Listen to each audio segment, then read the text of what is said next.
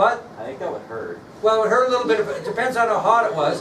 But you'll see examples. I'll show you videos where they threw hot tar on them and then threw a sack full of feathers on them, which stuck to them, kind of cooled down, and it took like forever to get them off. If you were tarred and feathered, you pretty much marked everybody else that you were loyal to Great Britain.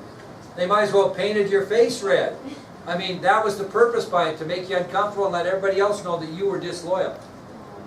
Yeah. So they tarred and feathered any citizens that were sympathetic or loyal to Great Britain. Now, let me ask you this question. So when Britain finds out about these actions of the Sons of Liberty, Danny, what do they do in retaliation? Because they're pissed off about it, right? What do they do in retaliation for the actions of the Sons of Liberty? What would you think they might do? You are like, come on now, Kate's learning how. Kate fired up today. Now, come on. What do you think? What would you do if you were the British Parliament? What would you do if you heard about these Sons of Liberties that they probably wanted to call something else, Sons of something else? How about, anybody know what you might do? Maybe they raise Well, they're going. Yeah, we're going to get to that, Aisha, because really that's pretty good. Later on, they're going to stay with that. What would you do? What would be the comment? The other class, boom. What would they do, Luke? Would they send soldiers over? You're darn right they'd send soldiers. And particularly to Boston, Massachusetts, where this was going on, a majority of it. Most of the uprising in the American colonies against the British aren't going to hit every single colony. The Massachusetts is the colony that's going to be the biggest thorn in the side of England. So they send troops to Boston to make sure these guys stay under control. Matter of fact, they send 4,000 troops to Boston. 4,000 soldiers. Now you've got to realize, kiddos, that the population of Boston wasn't as it is today. And when they sent those 4,000 soldiers, that was 1 for every 5 people that lived there. Okay?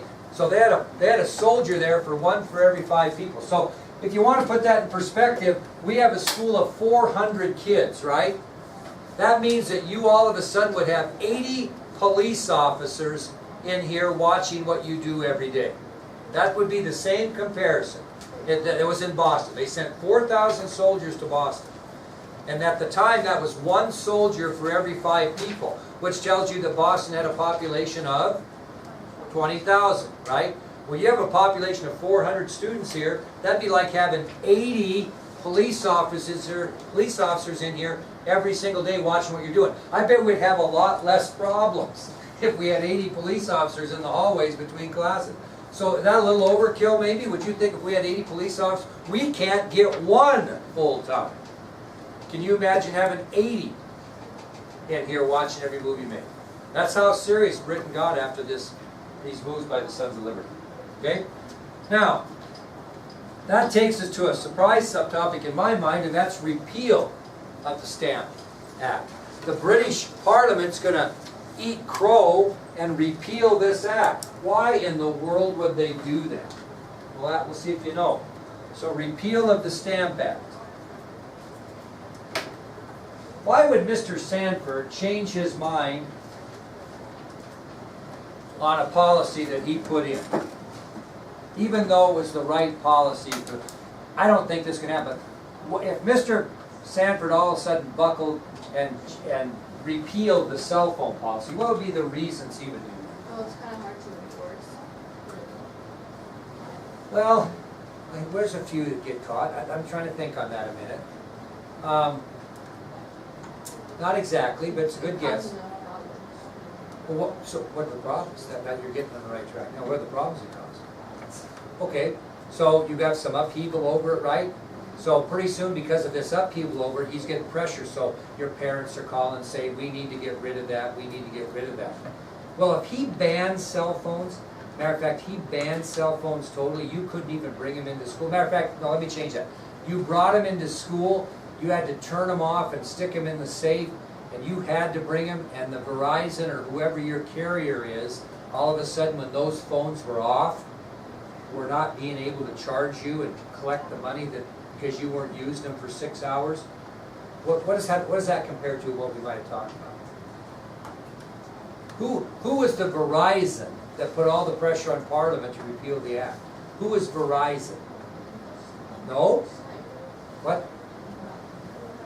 No. This is in Britain. Who in Verizon in Britain? Who's the Verizon in Britain that wants this law? No, they weren't even listening to America. They didn't care if American colonists wanted it repealed. They got in trouble when people in their own country wanted it repealed. Who is the Verizon? Who's the person that when the cell phones are off, they're not making any money on? Who is that in England? Oh, the people that were running the ships. The merchants, absolutely. British merchants were hollering at Parliament, "My God, you have got to repeal this act. We're going broke. These non-importation acts are killing us."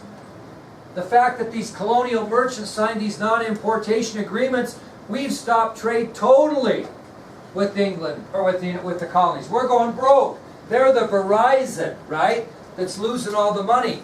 So they're getting tremendous, George Grenville and Parliament's getting tremendous pressure from the British merchants that are no longer trading with the American colonies because they are going belly up.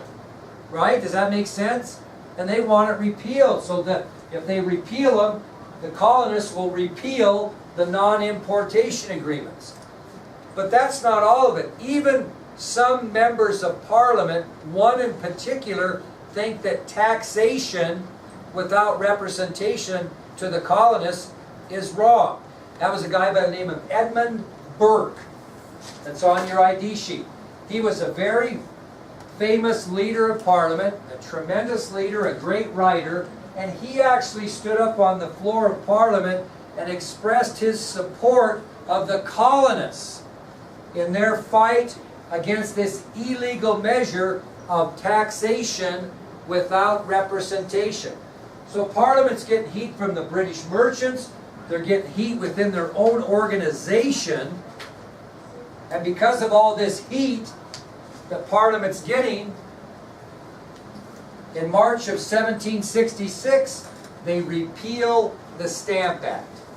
So again, the reasons why they did this is because the British merchants were upset because they had to get these non-importation agreements stopped so that the American merchants would trade with them because they were losing money, and there were even members of their own Parliament, Edmund Burke in particular, who thought that taxation without representation was wrong. So because of the pressures that Grenville and Parliament were getting from these two areas, in March of 1766, Parliament repealed the Stamp Act. And as a result of that, in New York City, the Sons of Liberty got together, they erected a brand new American flagpole, flew the American flag, and celebrated like crazy because they had defeated the British as far as the Stamp Act was concerned. So people rejoiced, especially the Sons of Liberty. But really, was it the Sons of Liberty that made the act repeal? Who was the smart one in this deal? What?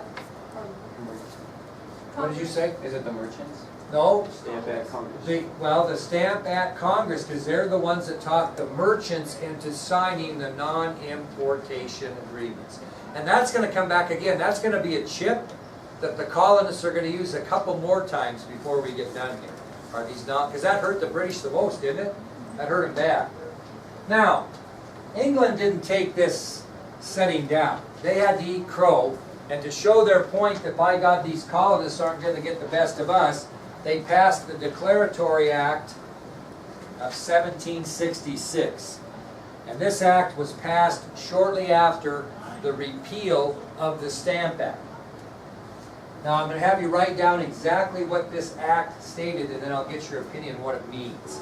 So very shortly after the repeal of the Stamp Act, Parliament passed the Declaratory Act of 1766, and this is what it stated. So I'll let you get ready here. We'll write it down. So again, shortly after the repeal of the Stamp Act, Parliament passed the Declaratory Act of 1766. Here's what it said. It said, quote, Parliament has the full power and authority. Parliament has the full power and authority. Parliament has the full power and authority to make laws to bind the colonies and people of America. To make laws to bind the colonies and people of America. Parliament has the full power and authority to make laws to bind the colonies and people of America in all cases whatsoever. In all cases whatsoever. The Declaratory Act of 1766. Parliament has full power and authority to make laws to bind the colonies and people of America in all cases whatsoever. Regan, what does that mean? If I said to you, Regan, I have full power and authority to make any rules I want to bind you and the rest of this class in all cases whatsoever. What am I telling you? I'm going to do whatever I want and you have absolutely what? No say. So, Aisha said something about what I tell you to hold. What did you say? Pass another law. Did you say that? Okay, well what did you say exactly? Well, I was saying that they could raise taxes. Right. Well, there you go. Well, this law is telling them we're going to do whatever we want, which is going to include what next? Raising more taxes, which is going to continue this conflict between the colonists and England. Okay. Now, in normal situations, we probably wouldn't have part 1 and part 2 of moving toward independence. We just keep going. But this is how we're starting. So I want you to get used to this lecture process. We'll have a review tomorrow. It'd be very good to make sure you bring your binder for sure and your highlighter. And what I'm going to do tomorrow is I'm going to give you a review of exactly what's going to be on the test.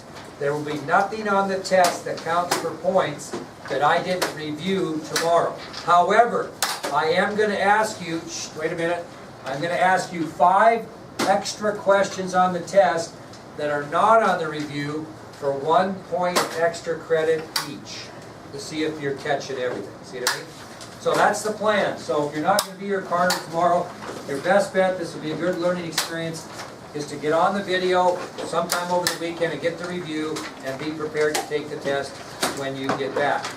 Yeah, the cross country and volleyball, you'll get the review tomorrow. Take some time and study it. Come in and take the test before you go. I've had good success with kids. Now here's the great thing for you. You're going to get this review 5th period. Then you come in, if you want to come in after school instead of in the morning, this should be pretty fresh in your mind. I would actually think you would do better than if you waited. So we'll see how it works for you. Everybody's different. But you can take it after school, or what time you guys leave and Friday? Like 7:30. You leave at lunch, but so you have another half a day kind of if you want to take it at lunch. What about you when you guys leave? Like 7:30. In the morning? So I can come as early as you want me to. If you want to take the test at 6:30, I'll be here. If you want to take it after school tomorrow, we'll do whatever works for you. Okay?